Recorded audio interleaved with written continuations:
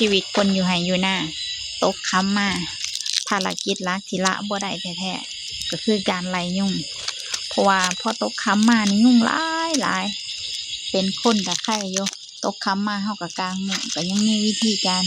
จัดการยุงได้แต่งวกควายนี่ติเพิ่นก็มีแต่หางอย่างเดียวนั่นล่ะที่คอยปัดปลายไปมาอยู่แบบนี้ถ้าเกิดมื้อใดบ่เข้าไปจัดการให้เพิ่นก็สิยืนกระถึกอยู่แบบนี้ล่ะมันก็สิได้ยินเสียงอยู่นี่ล่ะเพราะว่าเพิ่นมีแต่หางคือใส่ใจเขาใจเฮาเนาะขนาดเฮาก็ยังรำคาญกับยุงที่มันมาก่อกวนเพราะว่าโดยเฉพาะยุงที่มันกัดเจ็บมันคันน่ะโอ้ยจังแม่นมันหลายค่ะมื้อนี้คือกันนี่ถ้าบ่จัดการให้เพิ่นก็สิยืนอยู่แบบนี้ล่ะเดี๋ยวเบิ่งที่ซองไฟมันน่ะหลายแฮงเบื้องต้นเพราะว่าในความที่ยุงหลายก็ต้องใส่แบบผนึกกำลังหลายวิธีซอยกันก็จะมีการจุดยากันยุงให้อาศัยว่าพอมียากันยุงมันก็จะเบื้องต้นมันก็สิคอยพายไปน้ำแน่เพราะว่าเวลาจุดกันยุงควันมันสิอยู่ช่วงต่ำๆยุงที่ไล่กัดไปตามแข้งตามขาเพิ่นก็สิได้ทุเลาเบาบางลงแน่พลังอันพัดมา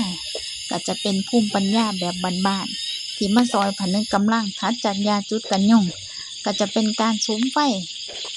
ฟไล่ยุงให้มันมีควันขึ้นมานี่ล่ะนี่ก็สิจุดเป็นประจำมื้อใดที่จุดไฟให้เพิ่นเลี้ยวเบิ่งเพิ่นคือจังสิพึงพอใจเพราะว่าพอมีควันขึ้นไปมันก็จะคุขึ้นไปอยู่ตามสังกะสีมันเฮ็ดให้ควันฟุ้งกระจายก็จะซอยในการจัดการยุงให้เพิ่นออกไปนำเพราะว่ายากันยุงจะไล่อยู่ทั้งล่างส่วนควันนี่จะเพิ่นจะคุขึ้นไปด้านบนมันก็สิเฮ็ดให้ควันตลบอบอวนอยู่แถวนี้บางทีเพิ่นก็จะหันก้นเพิ่นมาใส่จังหวะที่มันมีควันออกมาหลายๆตัวซอยที่เฮ็ดให้มันเกิดควันได้ก็คือเอาพืชสดนี่ล่ะมาใส่บ่ว่าสิเป็นกกกระเทินกกหญ้าต่างๆพอเฮาจุดไฟติดแล้ว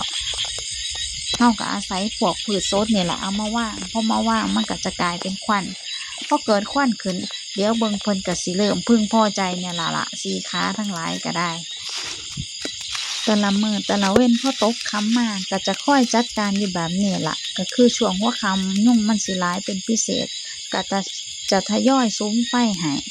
พอสุมไฟให้แล้วโตซอยเจ้าที่3ก็จะเป็นไฟโซลาร์เซลล์เป็นไฟไล่ยุง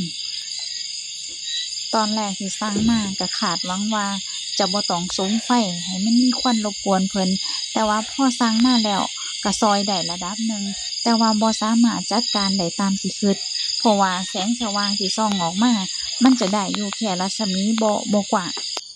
สำหรับขนาดคอกอยู่นี่กับสัตว์เลี้ยง4 ขา 3 ตัวคิดว่าต้องใส่ทั้งหมด2 หลอดจั่งสิเอาอยู่